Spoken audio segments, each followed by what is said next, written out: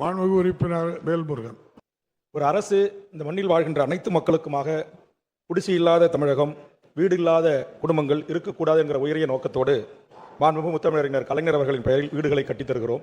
ஒன்றிய அரசு பாரத பிரதமர் அவர்கள் நிதியில் வீடுகளை கட்டித் தருகிறோம்.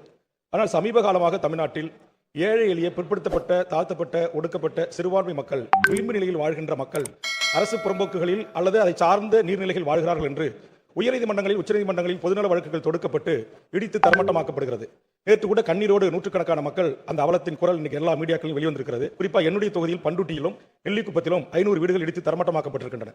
அப்படி இடிக்கப்படுகின்ற அந்த வீட்டிற்கு மாற்று வீட்டை தங்கள் துறையின் சார்பாக ஏற்பாடு செய்துவிட்டு வருவாய்த்துறையோடு பேசி ஆக்கிரமிப்புகள் இருந்தாலும் தீர்ப்புகள் இருந்தாலும் அதை சமன் செய்து அவர்களுக்கான ஒழுகாத வீட்டை தந்துவிட்டு அது போன்ற ஆக்கிரமிப்புகள் ஆற்றுகிற நடவடிக்கை எடுப்பதற்கு ஒரு விரிவான திட்ட அறிக்கையை தயார் செய்து மாண்புமிகு வீட்டுவசதித்துறை அமைச்சர் வீடு இல்லாத ஏழை எளிய அரசியல் இடங்களில் குடியிருக்கிற மக்களை வெளியே அகற்றாமல், தற்போது மழைக்காலம், எங்கு போய் வாழ்வார்கள், அந்த வலியை உணர்ந்து அதற்குரிய திட்டங்களை தீட்டுவதற்கு அரசிடம் திட்டம் இருக்கிறதா என்பதை பேரவைத் தலைவராக கேட்டு அமர்கிறேன்.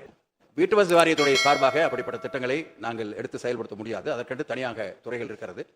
எனவே நீங்கள் இப்பொழுது சொன்ன கருத்துக்கள் அந்த துறையினுடைய சார்பாக அவர்கள் ஆய்வு செய்து கண்டிப்பாக நடவடிக்கை எடுப்பார்கள். ஆனால் ஒன்றை நான் இங்கே சொல்ல வேண்டும். லட்சக்கணக்கான நபர்களுக்கு இப்பொழுது பட்டா கொடுக்கப்பட்டிருக்கிறது என்பது உங்களுக்கு தெரியும். இதெல்லாம் ஏறத்தாழ ஒரு 30 ஆண்டு காலமாக பேன் பண்ணி வைத்திருந்தார்கள். ஆனால் முதலமைச்சர் அவர்கள் எடுத்த முயற்சியின் காரணமாக பல லட்சம் பேருக்கு இப்பொழுது பட்டா கொடுக்கப்பட்டிருக்கிறது. அது மாநகராட்சியாக இருந்தாலும் சரி, நகராட்சியாக இருந்தாலும் சரி, பேரூராட்சி, இங்கே எல்லாம் அது பேன் பண்றதை எடுத்து இப்பொழுது கொடுக்கப்பட்டிருக்கிறது. எங்காவது இடிக்கப்பட்டிருக்கிறது என்று சொன்னால் அது நீர்வழி புறம்போக்கு அரசு ஒரு கோர்ட்டினுடைய உத்தரவின் காரணமாக அது செய்யப்பட்டிருக்க அரசாங்கமாக செய்ததல்ல. இருந்தாலும் மற்ற துறைகளுடைய சார்பாக அதை பாதுகாப்பதற்கான நடவடிக்கையை கண்டிப்பாக மேற்கொள்ளலாம்.